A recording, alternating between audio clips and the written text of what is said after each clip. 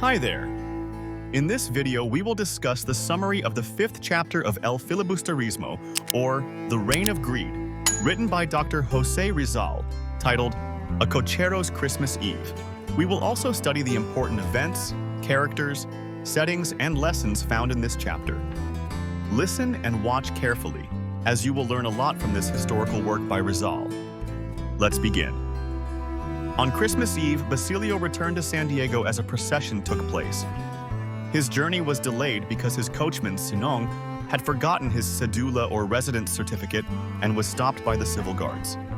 Sinong was abused, beaten, and taken to the station before being allowed to leave. As the procession continued, Sinong saw the 3 kings riding horses.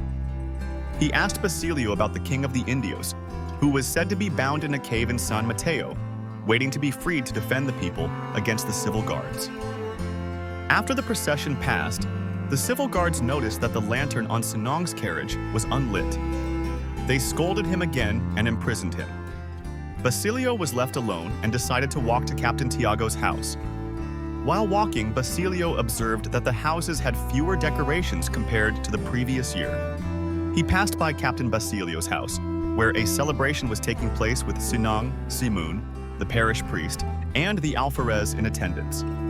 Basilio noticed that Simun was busy selling his jewelry, while the priest and the alferez were persuading Captain Basilio to purchase some. When Basilio finally arrived at Captain Tiago's house, he learned from the servants about what had happened in the countryside and the arrest of Cabasang Tales, the father of his fiancée, Julie. Now, let's move on to the important events in this chapter. On Christmas Eve, Basilio's journey to San Diego was delayed as his coachman, Sinong, was stopped, beaten, and detained by civil guards for not carrying his residence certificate. During a procession, Sinong mentioned the legend of the king of the Indios, bound in a cave in San Mateo, awaiting freedom to defend the people against the civil guards. After the procession, the civil guards imprisoned Sinong again for having an unlit lantern on his carriage, leaving Basilio to continue his journey on foot. As Basilio walked to Captain Tiago's house, he noticed fewer decorations in the town and passed by Captain Basilio's house, where Simun was selling jewelry to the parish priest, the alferez, and others. Upon reaching Captain Tiago's house, Basilio learned from the servants about the arrest of Cabasang Tales, the father of his fiancée, Julie. Important characters. Basilio, the main character in the chapter who returns to San Diego. He accompanies Sinong in the journey and reflects on various topics with him. Sinong, the coachman who accompanies Basilio. He suffers punishment for forgetting his cedula and for the unlit lantern on his carriage. Methuselah, the 3 wise kings, and the Virgin Mary. Images seen by Basilio and Sinong during the procession. These are symbolic representations of elements of faith, not actual people. Bernardo Carpio, not an actual character in the chapter, but mentioned in the legend discussed by Sinong and Basilio. He is believed to be a savior of the people. Captain Basilio, another character who hosts a lively celebration at his house with the alferez, the parish priest, and Simun. The alferez, the parish priest, and Simun. Guests at Captain Basilio's house who participate in the festivities. Captain Tiago, the owner of the house Basilio visits after the procession. Cabasang Tales, the father of Basilio's fiancée, Julie, who was arrested according to the servants.